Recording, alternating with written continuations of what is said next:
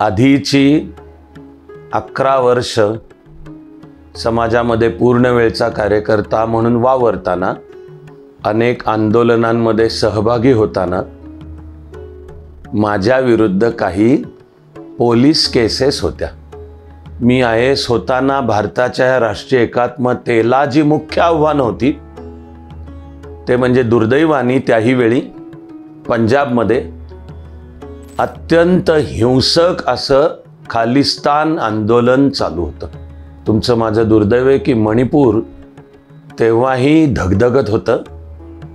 मणिपूर आजही धगधगत आहे. कोणाही भारतीयाला या वास्तवाचं दुःख व्हावं अशी स्थिती आहे. या खालिस्तानी दहशतवाद्यांनी माग काढून योजना करून दोघं मोटरसायकलवर आलेले, मागच्या सीटवर बसलेल्यापाशी मशीन गन होती, त्यांनी फायरिंग केलं. त्याच्यात जनरल अरुण कुमार वैद्य गेले. 10 ऑगस्ट 1986 माझ्या काळजावर हा 10 ऑगस्ट 1986 कोरला गेलेला आहे. जनरल अरुण कुमार वैद्य यांचं देशासाठीचं बलिदान आणि त्या निमित्तानेचा मुख्य संदेश की आपल्याला देशासाठी काम करायचं, देशासाठी लढायचं.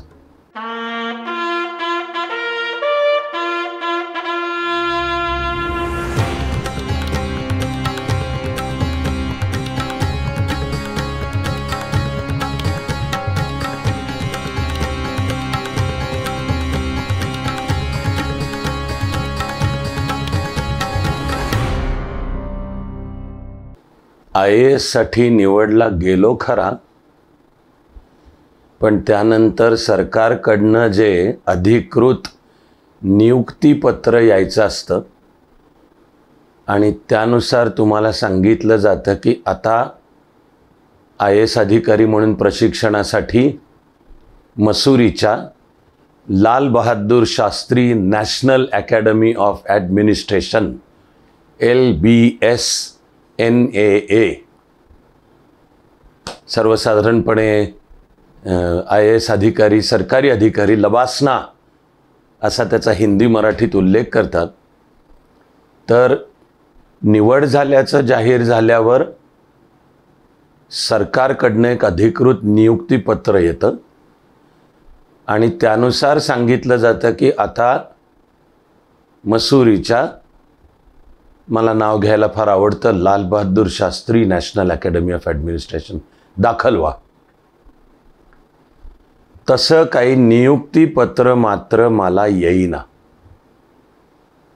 सरकत होते दिवसामागून दिवस. कानावर येत होतं की ऑगस्ट 1986च्या शेवटच्या सप्ताहामध्ये मसुरीला फाउंडेशन कोर्स चालू होणार, पण अजून मला पत्र येतच नव्हतं. मला त्याच्या कारणाचा अंदाज होता. आधीची 11 वर्ष समाजामध्ये पूर्ण वेळचा कार्यकर्ता म्हणून वावरताना, अनेक आंदोलनांमध्ये सहभागी होताना माझ्या विरुद्ध काही पोलीस केसेस होत्या. मी शेतकऱ्याचे प्रश्न घेऊन सुद्धा सांकेतिक पण रस्ता रोको करून तुरुंगात जाऊन आलो होतो. किंवा सामाजिक काम करत असताना वेळोवेळी अशा कार्यकर्त्यांविरुद्ध काही फौजदारी केसेस दाखल केल्या जातात, त्यांना लटकवायला, त्यांची मुस्कटदाबी करायला, त्यांचे आवाज बंद पाडायला. तशा होत्या माझ्या विरुद्ध. एकदम कडक कलम होती. शस्त्रास्त्र बाळगणे, सरकार विरुद्ध कट करणे वगैरे. आणि जणू त्या दुष्काळात 13वा महिना म्हणावा असा मी IAS अधिकारी म्हणून जे तुमचा केडरसाठी पसंतीक्रम द्यायचा असतो तसा मी देऊन ठेवला होता. मी IAS होताना IAS अधिकाऱ्याला केडर देण्याची त्यावेळची पद्धत आणि आमचा त्या पद्धतीनुसार आधी फॉर्म भरून घेतला होता. तर ती पद्धत होती, भारताचे 5 प्रशासकीय झोन आहेत, पूर्व, पश्चिम, उत्तर, दक्षिण आणि मध्य. आणि मग तुम्हाला विचारलं जातं की तुमचा पहिला पसंतीक्रम कोणत्या झोनला आहे, आणि मग दुसरा, तिसरा, चौथा, पाचवा. आणि मग त्या प्रत्येक झोनमध्ये जी राज्य येतात, तर त्या झोनमध्ये राज्यांना तुमचा पुन्हा पसंतीक्रम काय. तर मी माझी IAS साठी आधी नोंद करताना मी पहिला पसंतीक्रम पंजाब आणि काश्मीरला दिला होता, आणि दुसरा पसंतीक्रम आसाम आणि पूर्वांचल, मग त्यामध्ये नागालँड, मणिपूर, मिझोराम वगैरे. माझी त्यावेळची मुख्य दृष्टी होती की आपण या भारताचे प्रश्न, मुख्य म्हणजे तिच्या राष्ट्रीय एकात्मता आणि अखंडतेला असलेली आव्हानं, आधी कार्यकर्ता म्हणून त्यावर आपल्या परीने जमणारं काही काम केलं, तर आता प्रशासनात दाखल होऊन आतून ही राष्ट्रीय एकात्मतेची आणि अर्थातच विकासाची भूमिका पार पाडावी.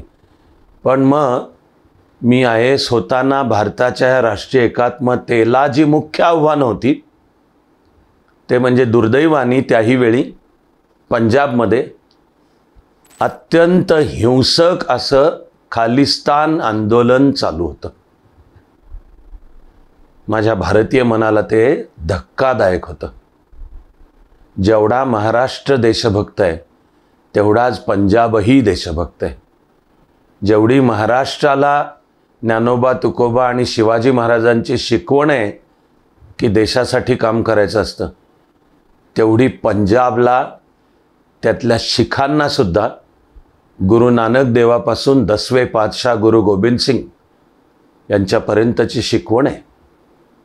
आणि महाराष्ट्राचा जसा स्वातंत्र्य लढ्यामध्ये, समाज सुधारणा चळवळींमध्ये सिंहाचा वाटा आहे, तसाच सिंहाचा वाटा पंजाबचा स्वातंत्र्य चळवळ, या देशासाठी त्याग, बलिदान, समाज सुधारणा याही सर्वांमध्ये. केवढी दुःखाची गोष्ट आहे की 1980च्या दशकात तो पंजाब, काही डोकं फिरलेले खालिस्तानी, मी त्यांना शीख पण म्हणत नाही, पण ते देशापासून फुटून निघण्याची भाषा करत होते, आणि त्यासाठी निरपराध्यांवर गोळ्या चालवत होते, रक्तपात घडवत होते. तर मी IAS अधिकारी म्हणून माझा पसंतीक्रम, मला पोस्टिंग पंजाबमध्ये पसंती आहे माझी, पाठोपाठ काश्मीर. कारण काश्मीरमध्येही भारत विरोधी धर्मांध फुटीरतावाद त्या सुमाराला डोकं वर काढायला लागला होता. आणि मी कार्यकर्ता म्हणून जाऊन पाहून आणि माझ्या परीने त्याचा अभ्यास करून समाजाच्या सर्व घटकांना भेटलो होतो. त्यावेळेला मी श्रीनगर खोऱ्यामध्ये त्यावेळचे जे काही काश्मीरी दहशतवादी संघटनेचं नाव Jammu Kashmir liberation front, JKLF, तर मी राहिलो होतो त्यांच्याबरोबर. म्हणून माझ्या मनात होतं की IAS अधिकारी म्हणून आपल्याला जर काश्मीरमध्ये काम करता आलं, म्हणून मी तो पसंतीक्रम दिला होता. आणि पाठोपाठचा पसंतीक्रम दिला होता आसाम आणि पूर्वांचल. कारण आसाममध्ये सुद्धा बांगलादेशातले जे बेकायदेशीर घुसखोर आहेत, त्यांची फुगत गेलेली संख्या ती एवढी मोठी की स्थानिक असमिया म्हणजेच तिथला भारतीय यांना भीती वाटणं चालू झालं की आपल्याच राज्यात, आपल्याच देशात आपण अल्पसंख्याक होऊ की काय. आणि मग तसं झालं तर आपली भाषा म्हणजे असमिया, आपली संस्कृती म्हणजे पुन्हा ती संस्कृती भारतीयच, फक्त असमिया भाषेत व्यक्त होणारी भारतीय संस्कृती, तर तिलाच धोका आहे. यातून 1979 नंतर आसाममधला मुख्यतः विद्यार्थी वर्ग पेटून उठला होता. आणि मी IAS होण्यापूर्वी वेळोवेळी तिथे गेलो होतो, या सर्व नेत्यांशी भेटलो होतो, त्यावर लेखन केलं होतं, आणि अगदी किंचित पण हातामध्ये सत्याग्रहाचा फलक घेऊन त्या बांगलादेशी घुसखोर विरोधी आंदोलनाच्या मध्ये मी अल्प वेळासाठी सहभागीसुद्धा झालो होतो.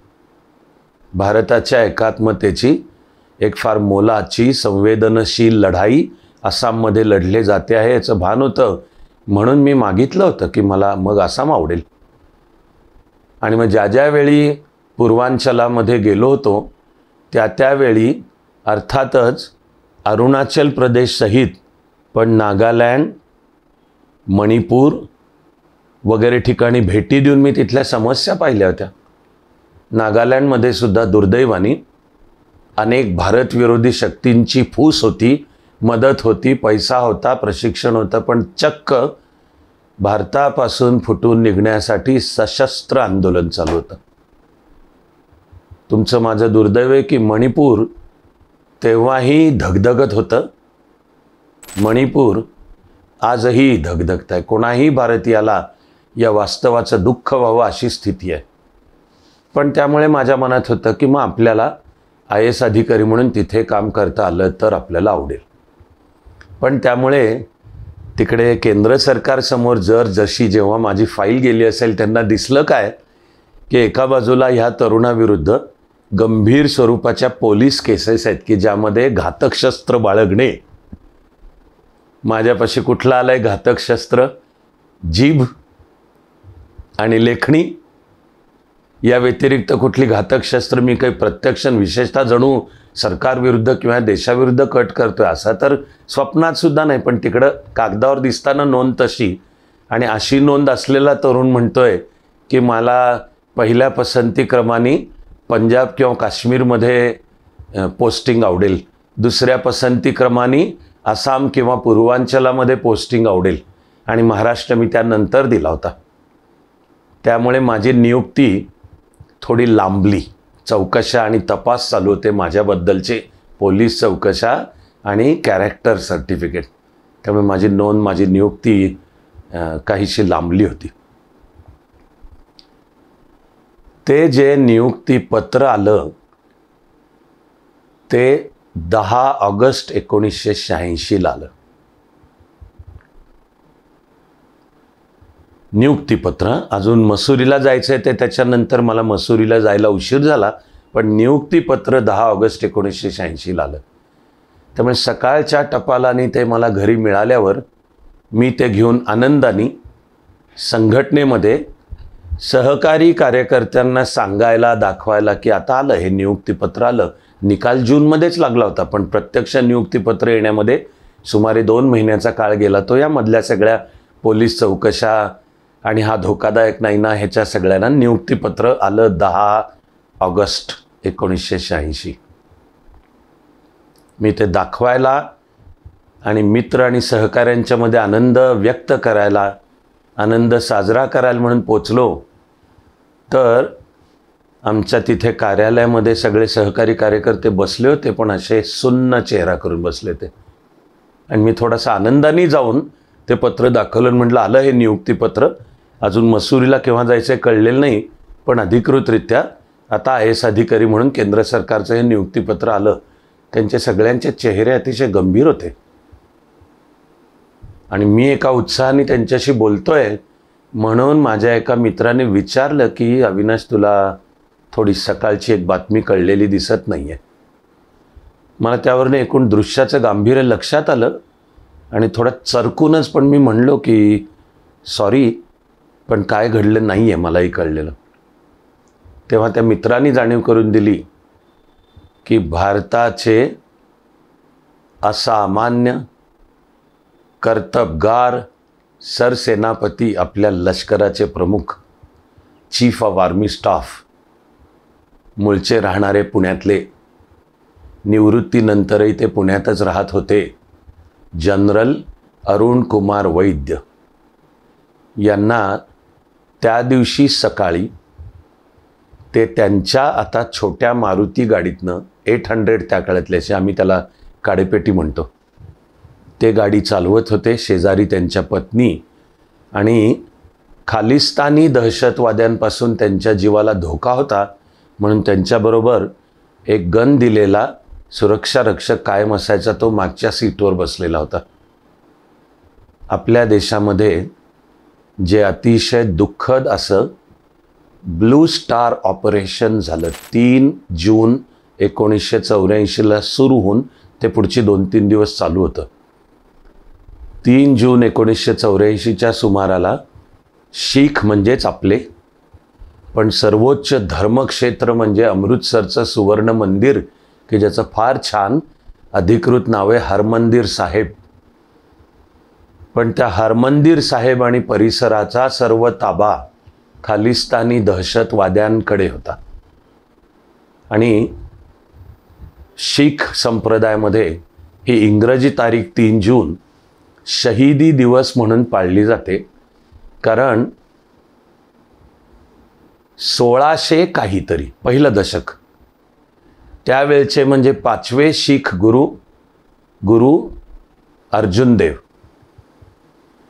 यांचा त्यावेळचा मुघल बादशाह जहांगीर यांनी भयानक छळ करून मृत्यू घडवला.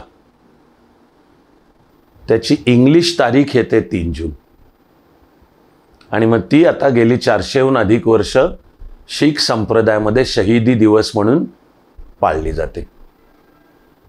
तर अशा गुप्त वार्ता होत्या की 3 जून 1984ला त्या सुवर्ण मंदिरातून स्वतंत्र खालिस्तानची घोषणा केली जाणार. ती केल्याक्षणी Pakistan, Bangladesh, Britain, Canada, America त्याला एक स्वतंत्र देश म्हणून मान्यता देणार आणि मग खालिस्तान युनायटेड नेशन्सकडे अर्ज करणार, आम्हाला एक स्वतंत्र सार्वभौम राष्ट्र म्हणून मान्यता द्या. हे जर घडलं असतं तर देशासमोर एक भीषण संकट होतं. म्हणून तत्कालीन पंतप्रधान इंदिराजींनी सेनेला आदेश दिला की आता सुवर्ण मंदिर परिसरात घुसा आणि तिथनं सगळे दहशतवादी तिथनं साफ करा. त्यावेळी भारताचे सरसेनापती होते जनरल अरुण कुमार वैद्य. माझा एक कार्यकर्ता म्हणून सुद्धा राष्ट्रीय एकात्मतेला जे समर्पण आहे त्याचा भाग म्हणून आम्ही पंजाबमध्ये जी खालिस्तान चळवळ उभी राहिली होती त्या काळात पंजाबमध्ये जाऊन आमच्या परीने खारीचा वाटा असं काम करायचा प्रयत्न केला होता. त्यासाठी पंजाबी भाषा शिकलो होतो, गुरुमुखी लिपी शिकलो होतो आणि शिखांचे जे गुरुग्रंथ साहेबचा अभ्यास केला होता, कारण ते वेगळं नाहीच, आपलेच आहेत सगळं. आणि त्यातली जी भजनं त्याला शीख संप्रदायामध्ये शबद कीर्तन म्हणतात ते आम्ही शिकून घेतलं होतं. आणि 1983 आणि 1984मध्ये 2 वेळा आम्ही पंजाबमधनं पदयात्रा काढल्या होत्या की चालत एकेका गुरुद्वारात राहायचं, तिथे शबद कीर्तन कळायचं. मूळचा मेसेज भारत एक राष्ट्र आहे, कोणीही त्यापासून फुटून निघण्याची भाषा करू नये असं सांगत. तर ही जी 3 जून 84ची जी कारवाई आहे तिच्या काही दिवस आधीमुळे आम्ही त्या सुवर्ण मंदिरात राहायला होतो आणि दहशतवाद्यांना भेटलो होतो आणि चाललेल्या सगळ्या तयाऱ्या पाहिल्या होत्या. तर 3 जून नंतर ती ब्लू स्टार कारवाई झाली. दुर्दैवाने त्याचाच परिणाम म्हणून पुढे 31 ऑक्टोबर 84ला पंतप्रधान इंदिराजींचे सुरक्षा रक्षक बेन सिंग आणि सत्वंत सिंग यांनी इंदिराजींना त्यांच्या राहत्या घरी गोळ्या घालून मारलं. भीषण दंगली उसळल्या होत्या. आणि माझा IASचा निकाल लागताना तर पंजाबातली खालिस्तान चळवळ काहीशी चरमसीमेला होती म्हणलं तरी वावगं नाही ठरणार. तर पुण्यात 10 ऑगस्ट 1986च्या सकाळी या खालिस्तानी दहशतवाद्यांनी माग काढून योजना करून 2 मोटरसायकलवर आलेले, मागच्या सीटवर बसलेल्यापाशी मशीनगन होती, त्यांनी फायरिंग केलं. त्याच्यात जनरल अरुण कुमार वैद्य गेले. 10 ऑगस्ट 1986. पहिल्या बातम्यांमध्ये नंतर दिसून आलं की हे खालिस्तानी दहशतवादी पळून गेलेत आणि लोणावळ्यात राहिलेत. त्यावेळचं लोणावळा पुणे जिल्ह्यातलं एक ब वर्ग नगरपालिका या संवर्गात येणारं गाव होतं. आणि मुंबईला ज्या अनेक अंडरवर्ल्डच्या गँग्ज होत्या त्या काळात 3 मुख्य होत्या. एक दाऊद गँग, अरुण गवळी गँग आणि अमर नाईक गँग. तर वार्ता या होत्या की यांनी सुद्धा लोणावळ्यामध्ये आपले बेस तयार केलेत आणि अर्थातच या खालिस्तानी दहशतवाद्यांचे सुद्धा छुपे बेस त्या लोणावळ्यामध्ये आहेत. पुढे प्रशिक्षण कालावधीचा भाग म्हणून IAS अधिकाऱ्याला 1 महिना एका नगरपालिकेचा चीफ ऑफिसर म्हणून काम करायचं असतं. तर पुढे ते करताना मग लोणावळा निवडलं होतं. ते यासाठी निवडलं होतं. आणि जनरल अरुण कुमार वैद्य यांची हत्या झाली त्याच्याही दुर्दैवाने नंतर ज्या बातम्या आल्या की करणारे दोघं पहिल्यांदा निष्ठून पळून गेले, ते छुपे राहिले लोणावळ्यात. पुढे पकडले गेले आणि निष्पन्न झालं की त्यांची नावं आहेत जिंदा आणि सुखा. त्यांची नावं त्यांचे फोटो आल्यावर दिसून आलं की 1984च्या एप्रिलमध्ये आम्ही पंजाबमध्ये जी पदयात्रा केली होती ती तिकडे फरीदकोट, आपलं भारतातलं म्हणजे अगदी पाकिस्तानच्या सीमेला लागून येतं, तिकडून चालत आम्ही सतलज ओलांडून तरण तारण नावाचा गुरुद्वारा जो अमृतसरच्या अलीकडचा आणि मग अमृतसर अशा आम्ही पदयात्रा केली होती. त्यामध्ये तरण तारण गुरुद्वारात आमचा ज्या रात्री मुक्काम होता त्या रात्री दोघांबरोबर माझा एक फोटो आहे. नंतर निष्पन्न झालं की त्या दोघांमधला एक जण जिंदा आणि सुखापैकी एक जण आहे. 10 ऑगस्ट 1986 IASचं नियुक्तीपत्र. आणि पहिल्यांदा मागताना पसंती मी मागत होतो पंजाब किंवा काश्मीर आणि त्याच्या पाठोपाठ आसाम किंवा पूर्वांचलातले असले तर नागालँड, मणिपूर इत्यादी. त्यामुळे नियुक्तीपत्राला झालेला उशीर आणि ते आलं ते सुद्धा 10 ऑगस्ट 1986. माझ्या काळजावर हा 10 ऑगस्ट 1986 कोरला गेलेला आहे. म्हणूनच 10 वर्षांची सेवा केल्यानंतर राजीनामा देऊन जेव्हा चाणक्य मंडल परिवार या माध्यमातून आता एक शैक्षणिक चळवळ उभी करू असं ठरलं, तिच्या स्थापनेसाठी सुद्धा मी विचारपूर्वक तारीखच निवडली 10 ऑगस्ट. वर्ष होतं 1996, पण तारीखच निवडली ठरवून 10 ऑगस्ट.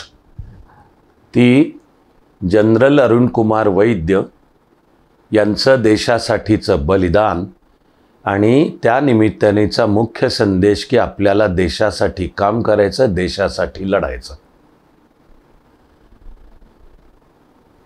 ती जी पुढची प्रशिक्षण कालावधीची कहाणी आहे ती आता पुढच्या भागात सांगतो.